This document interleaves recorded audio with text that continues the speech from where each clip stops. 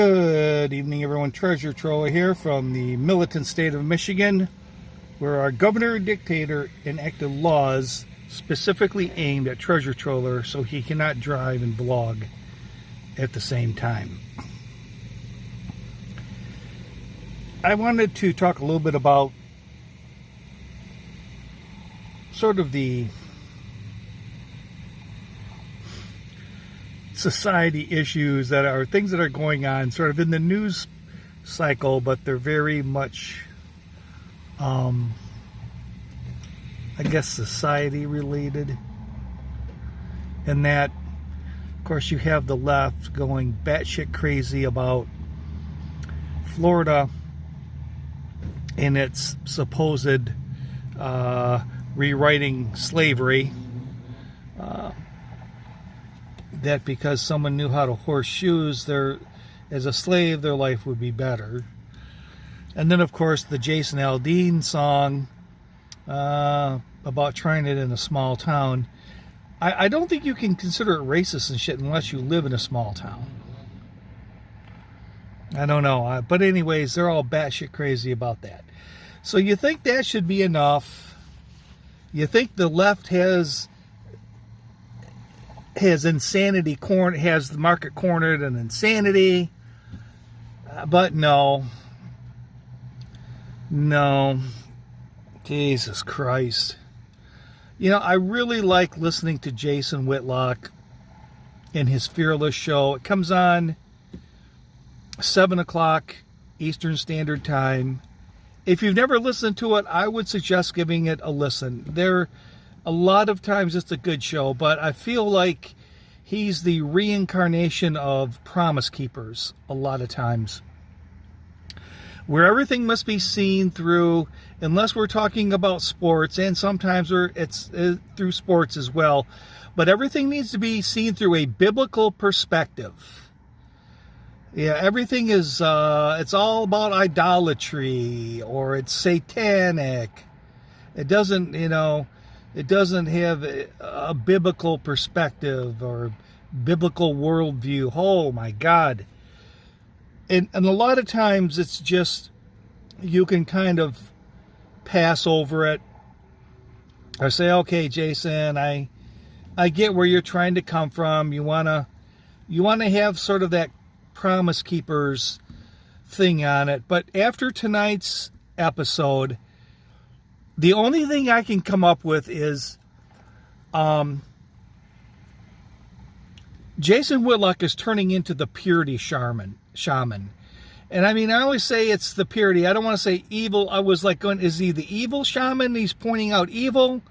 But I was thinking, well, the QAnon shaman, I would think, is sort of the guy that expounds on, I guess, QAnon theory and brings people into the fold.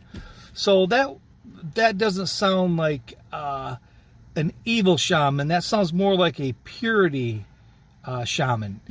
Jason Whitlock is becoming the purity shaman, where everything, he goes down these ridiculous rabbit holes that I don't quite understand. Tonight, I had to listen. No, I didn't have to. I shouldn't say that. Strike that. I listened to probably 1 hour of his show talking about this Barbie movie, a movie that he felt compelled that he had to go see. And this Barbie movie was about tearing down patriarchy and uplifting women, and there was a scene in the movie where someone was tearing apart Barbie dolls. He equated that to abortion.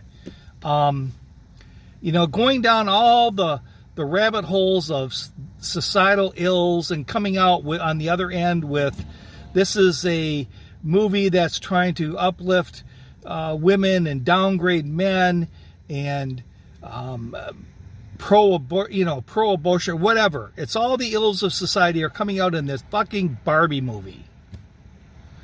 I mean, a movie just can't be bad anymore.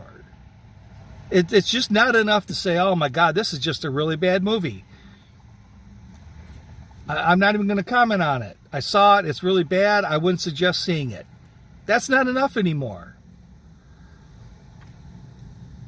The Jason Aldean song. Yeah, I like country music. I don't like this song. It's not worth listening to. And it's over with and it's done. But oh no, we got to debate this shit. He's got to bring people on. And of course, Jason's show has been popular enough. There is a lady by the name of Shamika Michelle who's very entertaining and very sort of real world, down to earth insights. He's made her a household name in the Blaze Network. There's another writer from one of the papers or whatever from Washington D.C. I wish I could remember his name.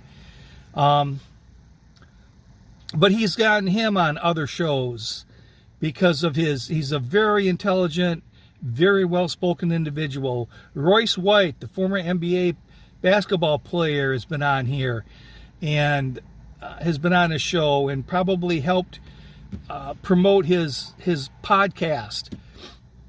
Steve Kim, a sports writer. I didn't know who the hell Steve Kim was until Jason Whitlock introduced him. So he's made a name for a lot of people. And although there is room for disagreement, it's like, oh, this Barbie movie was bad and what they're saying about men and how they're perceiving men. Shamika, what's your take? Yeah, I agree with you, Jason. I mean, I just sort of feel like that when he's going down this purity shaman road and it just crashes in the end because you have to, you right now the left has to defend Joe Biden. Age is not an issue. Dementia is not an issue. His falling is not an issue. Falling asleep in front of world leaders isn't an issue. Nothing, you have to deny, and forget about things that are currently happening. It's not, Hunter's shit, deny it. Burisma, deny it. Nothing's there.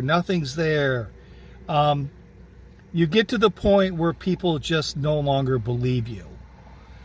And I just get the feeling that Jason is heading down this road, down this Promise Keeper's path, to the point where everything has to be faith-based or comes at it from a biblical perspective and not a secular worldview. It's got to be a biblical perspective, and I think and then he's going to have to take some crazy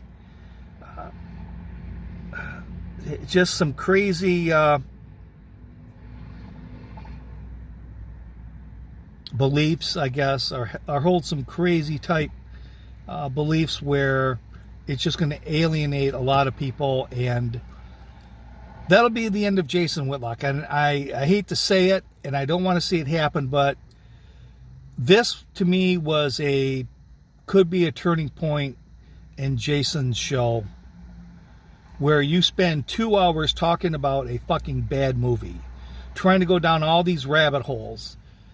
I mean, I don't plan on watching it. I never intended on watching it, but I don't think it can be any worse than Anchorman 2. And I sat through that bitch. It cannot be worse than Anchorman 2. But as far as I can tell you, Anchorman 2, it's a bad movie. Don't watch it. Even if it's on Netflix or Amazon and you're a subscriber, don't watch it. It's just a bad movie. That's all that needs to be said. Nothing more. Let's try to avoid some rabbit holes in the near future. Don't start going down the rabbit holes.